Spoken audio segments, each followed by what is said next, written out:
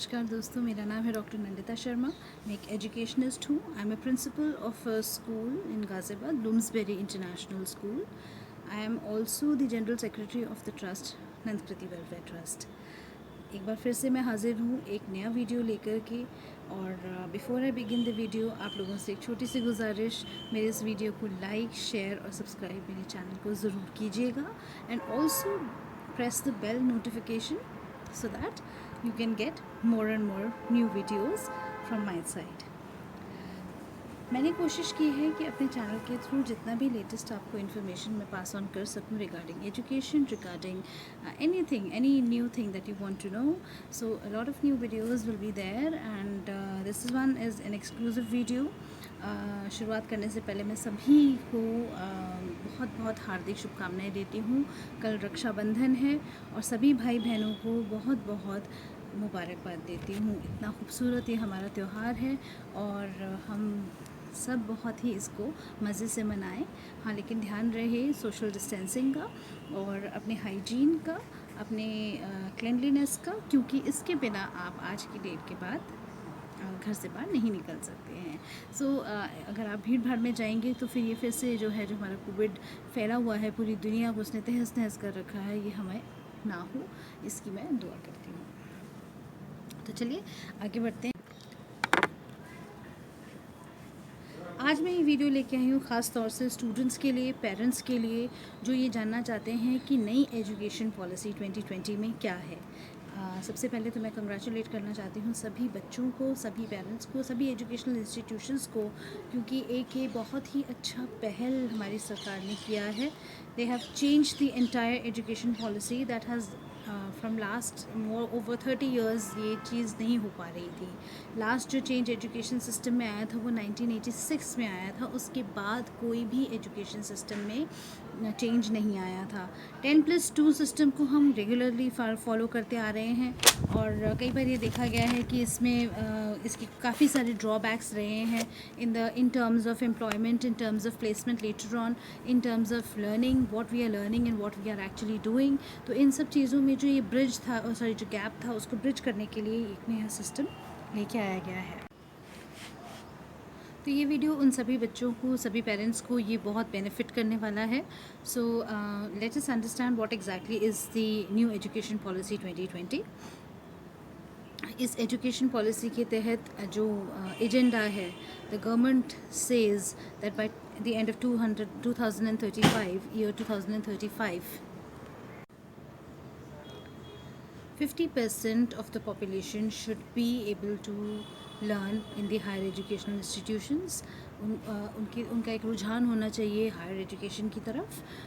जो इस समय जो हमारा परसेंटेज है, that is about 26.3% people of India who actually take up higher education. और जो एजेंडा है दैट विल ब्रिंग अबाउट 50%. तो it's almost 100% change in the number of students और number of people who would be opting for higher education. So एक तो ये रही बात.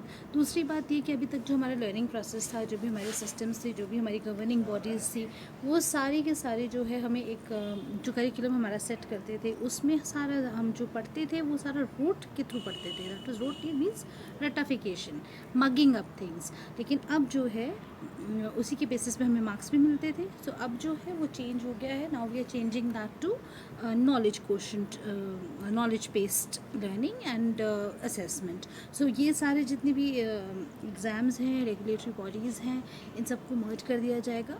And there will be only one, there will be no HRD ministry, there is no AICTE. And जितनी भी governing और regulatory bodies हैं उनको एक मिनिस्ट्री में तब्दील कर दिया गया है और उसको कहते हैं हम ministry of education in India now. So एक बहुत बड़ा, सबसे बड़ी पहल तो यही है. अब समझ लेते हैं कि how it is going to affect the learning of students, how it is going to change the entire learning system of the country. अभी तक जो सिस्टम हम फॉलो कर रहे थे that is 10+2 system, that is the K-12 learning throughout. लेकिन अब जो चेंज आया है वो हमारा सिस्टम हो गया है 5+3+3+4.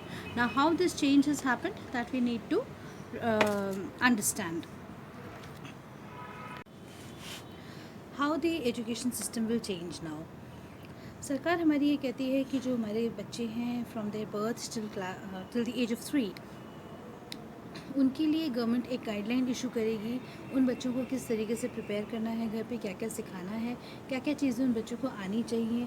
सो ये सारी चीज़ें ऑनलाइन मेथड के थ्रू और एड्स के थ्रू और बहुत सारी अदर रिसोर्सेज के थ्रू पेरेंट्स को घर बैठे ही बताया जाएगा कि किस तरीके से बच्चों को ग्रूम करना है।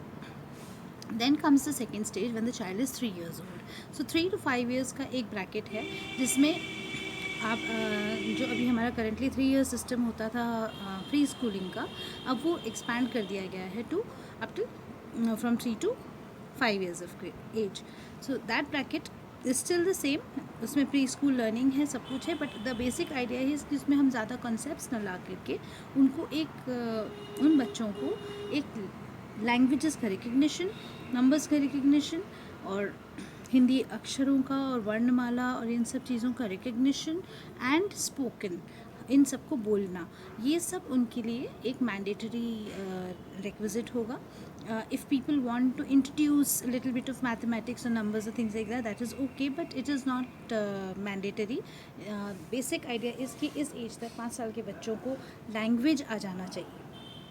इसके बाद अगला स्टेज आता है from ages 6 to 8 years of age. इसमें बच्चे जो है 6 to 8 में जो 3rd, 4th and 5th classes होती हैं, यहाँ पे बच्चों के लिए एक चेंज है और इस क्लासेस 3 to 5 जितने भी बच्चे हैं, the age group of from 5 to 6 years till the age of 8 years, इन सारे बच्चों के लिए एक ऐसा करिकुलम तैयार किया जाएगा जिसमें धीरे धीरे करके सारी चीज़ों का इंट्रोडक्शन होगा, एक बेस तैयार किया जाएगा कि सब्जेक्ट्स क्या क्या होते हैं और what is their environment, what is how they are using numbers.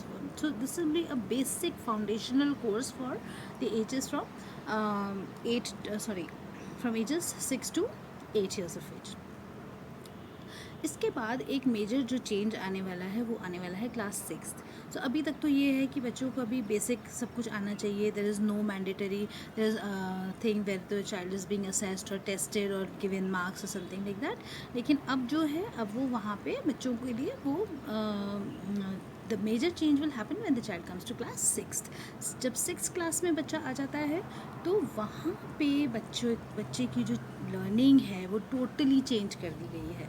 अभी तक क्या हो रहा था कि मिडिल स्कूल में बच्चे लिख रहे थे, लिखते जा रहे थे और उसी को रट के एग्ज़ाम दे रहे थे। और मिडिल स्कूल में बच्चे सबसे ज़्यादा, अब जैसे ही बच्चे 6th में आते हैं तो उनकी क्या चेंजेस आते हैं, उनके लिए एक बहुत मेजर चेंज ये आने वाला है कि from ratification they are going to switch to practical way of learning. किसी चीज़ को करके देख के सीखने की जो एक पहल सरकार ने की है, ये बहुत ही अच्छा है। From 6th onwards they will be able to choose vocational studies along with their choice of subjects. जो उनके सब्जेक्ट्स मेन सब्जेक्ट्स हैं उनके साथ they can choose extra curricular activities and vocational studies. For example कोई carpentry करना चाहता है, कोई आर्टिस्ट बनना चाहता है, कोई म्यूज़िक में जाना चाहता है, so such vocational courses can also be taken up from class 6th onwards. Class 6 onwards जो है कोडिंग भी शुरू कर दी जाएगी। कोडिंग जो अभी तक 11th 12th में इंट्रोड्यूस की जाती है वो बच्चों को बचपन से ही सिखाई दी जाएगी, जिससे कि बच्चे एक अभी से logical thinking, creative thinking and analytical thinking को अपनी एनहांस कर सकें। उसके बाद जो क्लास 6 में है, जो आप एक्सपेरिमेंट्स के थ्रू हम सीनियर क्लासेस में लर्न करते हैं, वो क्लास 6 में ही प्रैक्टिकल वे ऑफ लर्निंग सिखा दिया जाएगा। सो ये तो बहुत ही मज़ा आने वाला है। 6 to क्लास 8 जो बच्चे हैं वो बहुत ही अपने स्टडीज़ को इंजॉय करने वाले हैं।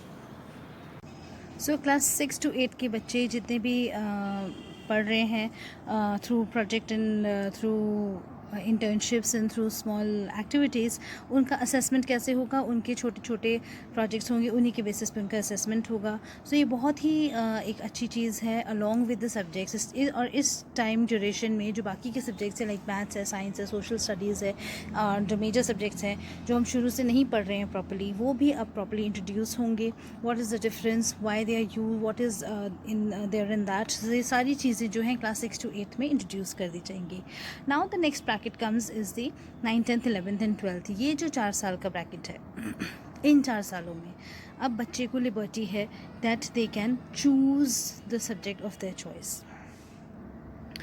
आपको अगर फ़िज़िक्स में इंटरेस्ट है और साथ में आप म्यूज़िक लेना चाहते हैं, तो ये नेसेसरीली नहीं है कि म्यूज़िक जो है वो आर्ट्स का सब्जेक्ट है और फ़िज़िक्स जो है साइंस का सब्जेक्ट है, बच्चे नहीं ले सकते, बच्चे ले सकते हैं। सो अगर अब जो एक कंस्ट्रेंट था हमेशा से कि भाई बच्चों को हमें बाकी चीज़ें नहीं हो पाती हैं, या बच्चे का इंटरेस्ट है लेकिन वो because of one stream the child is not able to get into the other, तो अब ये चीज़ जो है, एक जो डिमार्केशन था वो डिज़ोल्व कर दिया गया है एक तरीके से, कि there are no specific streams like science, arts and humanities and commerce. अब बच्चा चाहे बिजनेस, मैथ्स के साथ केमिस्ट्री पढ़ना चाहता है तो वो पढ़ सकता है। So this is a major change in 10th 11th 12th 9th 10th 11th 12th। ये बहुत ही एक अच्छा चेंज है and students can opt for the subject of their own choice. इसमें भी असेसमेंट में बोर्ड्स नहीं है तो वो फियर ख़त्म हो गया है। So to assess students there will be class test, छोटे छोटे टेस्ट होंगे, क्लास के प्रोजेक्ट्स होंगे, इवेंट्स होंगे, प्रेजेंटेशंस होंगी, जिनके बेसिस पे बच्चों को असेस किया जाएगा and it will be more of practical learning to do kind of a thing rather than rote learning here also. सो एक ये बहुत अच्छा चेंज है। अब आते हैं कॉलेज लाइफ। अब आते हैं कॉलेज लाइफ पे। Now college life degree program जो है वो 4 इयर्स का कर दिया गया है। 4 इयर्स का कैसे कर दिया गया है? अभी तक जो रेगुलर ग्रेजुएशन सिस्टम था वो ज़्यादातर जो आर्ट्स साइड के सब्जेक्ट्स थे वो 3 इयर्स की होती थी। Engineering used to be 4 years, doctorate used to be 4 years. लेकिन अब सभी सरकार को लगता है कि सारे जितने भी ग्रेजुएशन के लोग जो कोर्सेज़ हैं उन सबको 4 इयर्स का होना चाहिए। लेकिन इसमें भी बहुत सारी फ्लेक्सिबिलिटी है। कई बार होता है कि 12th के बाद बच्चे रेगुलर कोर्सेज़ उनके परसेंटेज की वजह से और कई सारी चीज़ों की वजह से नहीं ऑप्ट कर पाते हैं। लेकिन अब वो चीज़ हटा दी गई है कि एक 90% वाला बच्चा भी एडमिशन नहीं पा रहा है आज की डेट में because of the cut offs, high cut offs. लेकिन अब जो है वो 60% वाला, 65% वाला बच्चा भी कॉलेज में पढ़ सकता है। कई बार होता है कि बच्चे due to other reasons, financial reasons या घर में किसी प्रॉब्लम की वजह से कई बार अपनी स्टडीज़ को कंप्लीट नहीं कर पाते हैं। So now if they are not able to complete the studies, what are they going to do? वो क्या कर सकते हैं? सो जो कॉलेज लेवल पे मैं फ्लेक्सिबिलिटी की बात कर रही हूँ ये है कि like first year, second year, third year और फोर्थ ईयर पे अगर बच्चा बाई चांस कंप्लीट नहीं कर पाता है the complete 4 year degree program, या कई बार होता है बच्चे को बीच में छोड़नी पड़ जाती है ग्रेजुएशन से आफ्टर फर्स्ट ईयर और सेकेंड ईयर और थर्ड ईयर और फोर्थ ईयर, तो उसके एक सरकार ने बहुत सारे ऑप्शंस निकाले हैं। फॉर एग्ज़ाम्पल ये एक नया क्रेडिट ट्रांसफ़र सिस्टम वो लेके आए हैं जिसमें उन्होंने ये कोशिश किया है कि चाहे बच्चा 1 साल पढ़ा हो चाहे 2 साल पढ़ा हो, उसकी जो पढ़ी हुई जो उसकी ईयर्स हैं वो वेस्ट ना जाए, और जो जितना भी कोर्स उसने कंप्लीट किया है उसको क्रेडिट्स लेटर ऑन कभी वो उस कोर्स को ज्वाइन करना चाहे तो वो उसको में ऐड होंगे। तो वो किस तरीके से ऐड होंगे? Suppose a child has taken admission to any graduation course और वो उसने सिर्फ फर्स्ट ईयर कंप्लीट किया है। सो फर्स्ट ईयर कंप्लीट करने के बाद जो यूनिवर्सिटीज़ हैं, जो कॉलेजेस हैं, वो उनको एक सर्टिफिकेट देंगे, राइट? और उन सर्टिफिकेट्स में उसके जितने भी क्रेडिट पॉइंट्स हैं, आजकल आपको पता होगा कि हर कोर्स का एक क्रेडिट होता है, सो वो क्रेडिट पॉइंट्स उन सर्टिफिकेट्स में मेंशन किए जाएंगे कि the child has completed so many credits. If the student has completed 2-year course, so if the student has been able to complete 2 years course, तो उसको एक डिप्लोमा दिया जाएगा, और थर्ड ईयर के बाद उसे एक डिग्री दी जाएगी, और इसी तरीके से हर साल वो क्रेडिट्स ऐड होते चले जाएंगे। In case the child leaves after second year तो उसे डिप्लोमा मिलेगा, और in case the child leaves after third year तो उसे डिग्री मिलेगी। ना what is that fourth year?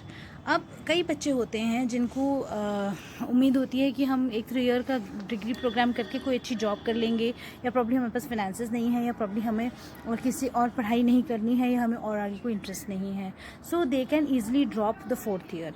Fourth year एक रिसर्च फोकस के साथ इंट्रोड्यूस किया गया है कि जो बच्चे आगे PhD करना चाहते हैं, MPhil ख़त्म कर दिया गया है, तो उसके लिए बच्चों को प्रिपेयर करने के लिए जो फोर्थ ईयर है that will be research focus. जो बच्चे रिसर्च में जाना चाहते हैं तो वो जो फोर्थ ईयर है that will be research based.